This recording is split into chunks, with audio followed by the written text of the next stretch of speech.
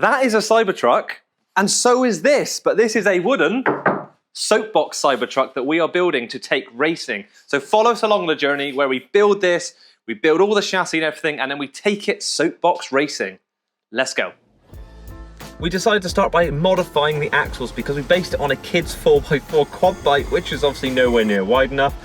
So we cut them, laid them down, put them in a bit of tube. Daddy cracked out the TIG welder and turned it right up and got going with his fancy TIG work and footwork. Let's just hope it holds. One of his welds hasn't failed me yet though.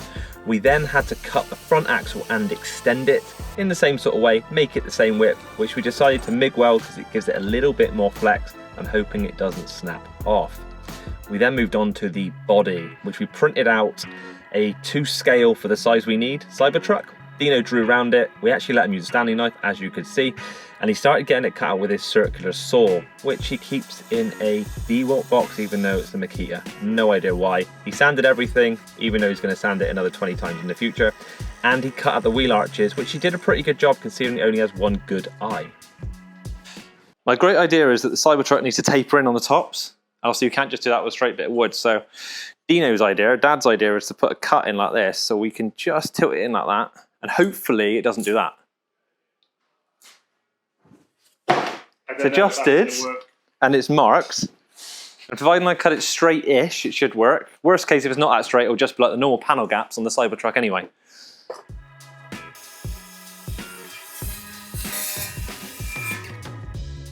So you're going to show us what your theory is then?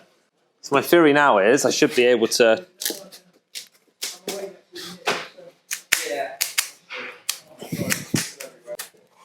look at this. Oh, that was definitely a breakthrough.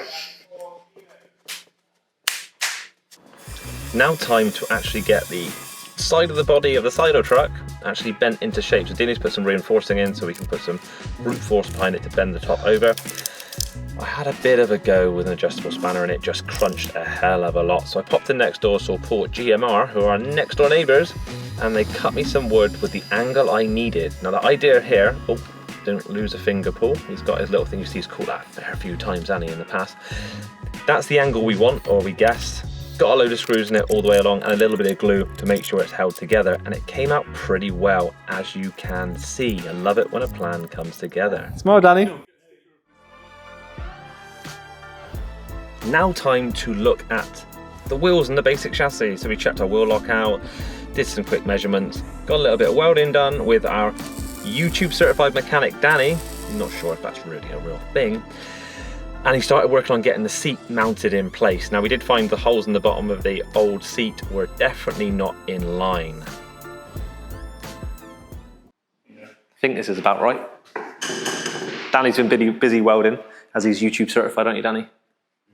YouTube certified. It's come together really well. I'm a bit worried about snapping in the middle. We'll put some reinforcing here on the steering wheel. I think the steering wheel though with this is going to have to be like here, because we're going to have the screen.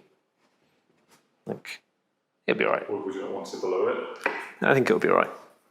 Just get this welded in now. I say we. You lot will get this welded in, and we'll be moving ahead again. Cybertruck Soapbox Racer.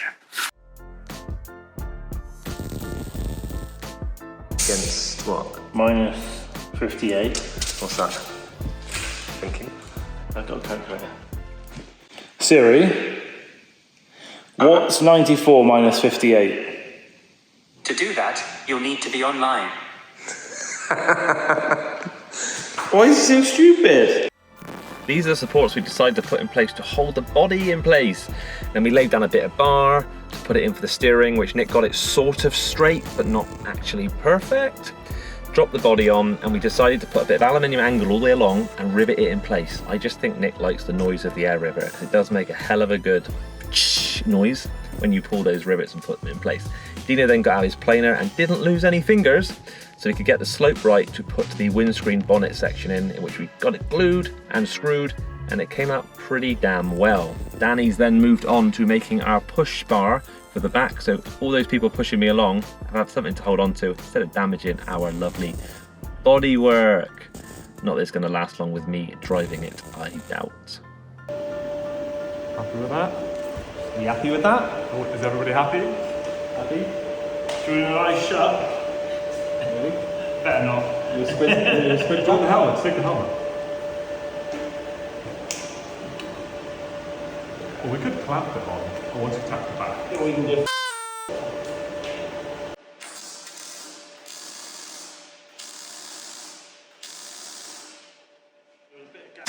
So we decided to go there to corner weight it.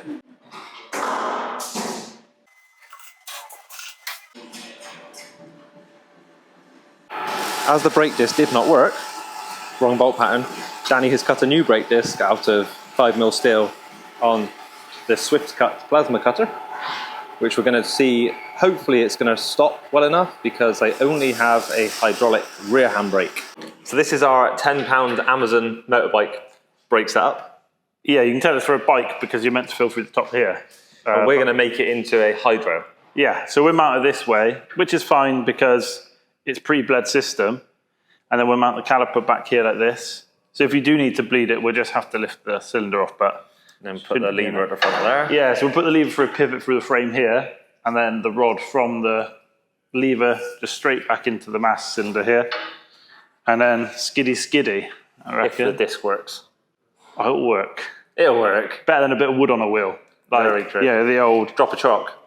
Yeah, drop a chalk. Throw a parachute, drop an anchor. No, this would be good. I think you'll be able to do skids with this. But Hopefully. we'll test that later in the yard. Definitely. Onto the front bumper for the Cybertruck. Now we've shortened this because I didn't want to smash it into the floor, and I've made a metal bumper, as you can see, which I've basically cut slots out of here, bent them in and welded them. So it looks pretty. And then I've got 2 more bits of box section on top of the other box section, which I'm going to weld in, which give a lot more strength to this front section. Also give a load of strength to this, and ideally we'll put a little slide dash guard underneath it, so when I hit ramps, it doesn't smash the front end off. How do you think it's going, Nick? I think it's going well. We've even got a push bar. We have got a push bar. And we've got a bumper. And we've got a bumper so we can smash it into the floor when we go over the jumps. Yeah, and I think it's underweight. We But only got a couple of things left, haven't we? So we've got to do steering bit. yeah, steering and the brake. Brake's got to go on there. With obviously the one Danny's made up in the plasma, and we're going to put the hydro here somewhere, aren't we? This is an absolute concoction of all the junk that I've collected over the years that I have had no idea what I kept it for. This is why. The only thing is, this was meant to be a quick job, wasn't it, as we said, and it's just become this mammoth task for actually building a chassis and a full body, and yeah. But it'll be worth it. I don't think we were ever going to do it by halves. I think that's the problem. That's true, that's true. It has sort of been added to and added to and added to, which maybe that's the whole fun of soapbox racing. Well, we started with the base and then just made it as strong as we could. Very true. There might be jumps. We don't have wheels falling There off. will be jumps. Let's crack on then. Now Nick's finished welding the front end on the Cybertruck. We're moving on to more important things. Danny has been working on steering, getting that all tightened up. Hopefully those rods don't bend, and he's showing us his amazing drilling technique. Ah, he got through. Look at that technique. It's not a gun, Danny. You don't need to blow on the end of it. Steering wheel is on after some support of a non-hammered device being used, and look at the concentration from Nick just from doing up a bolt. Steering works. Time to take it for a test. Push me, guys. Come on. Push.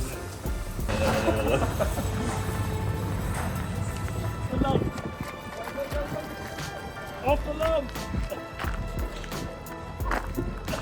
It made...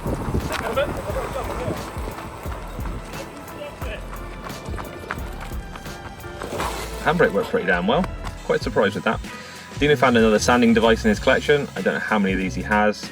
And I started mixing up filler. Lucky me. It smells great, but it becomes quite a repetitive task, especially with the amount of screws that Dad decided to put in this thing to try and keep it together. Everything got sanded so we could move on to paint. As you can see, the Cybertruck is nearly ready. Time to get the grey paint on this to make it look like it's stainless steel, and then we're going to drop it onto its chassis and take it for its first test drive, ride, whatever you call it. We got Jerome in a beautiful red paint suit to get the paint on, and got the first couple of coats of grey on, and then got masking everything up and started spraying the windows in black, which came out pretty well, to be perfectly honest. And then it came to demasking, which, to be honest, when Jerome was doing it, it went pretty well. He had a good technique, didn't rush anything until now. You let Nick do one job, demasking is clearly not his thing. We then moved on to the arches, which we printed out again, masked around them, and got them painted on in black. And got the front metal bit on. We decided to make this out of aluminium because it's probably going to take some abuse into some hay bales over time. Nick's moved on to trying to put a sticker on. Took him quite a few attempts to get that sticker peeled off, and to be perfectly honest, I don't know how many he got through in the end, but what a good place to put one. If you want to follow and subscribe, you can scan that barcode, or obviously hit the button on your screen at the moment, and join the club. Come and watch some more of these exciting things we do. Good concentration on him. Time for the body. Now, it's not that heavy, but we didn't want to damage it as we put it on and load it down over. And it looks pretty damn good. Got a load of fixings in it so it wouldn't fall off. And hopefully it will stay in one piece.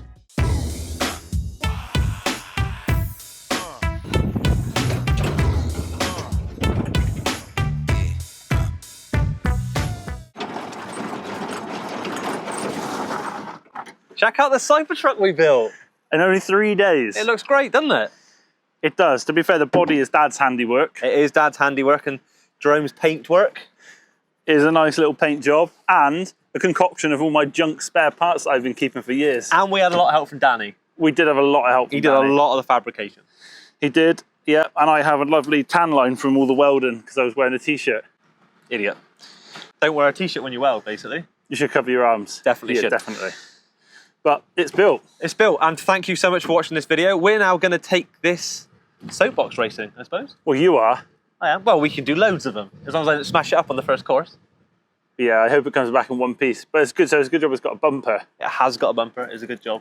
And a skid plate. Let's get it loaded up so you can get away. Let's do that. Thank you for watching, and we'll see you again soon. Beep, beep, beep, beep, beep.